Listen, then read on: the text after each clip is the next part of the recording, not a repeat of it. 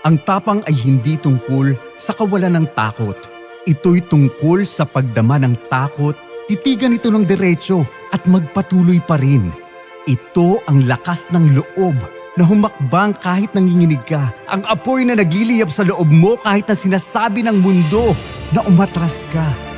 Ang tapang ay ang pagtangging hayaang lamunin ka ng pagdududa, ang pagwasak sa mga pader ng iyong mga nakasanayan at ang pag-angkin ng buhay na nararapat para sa iyo.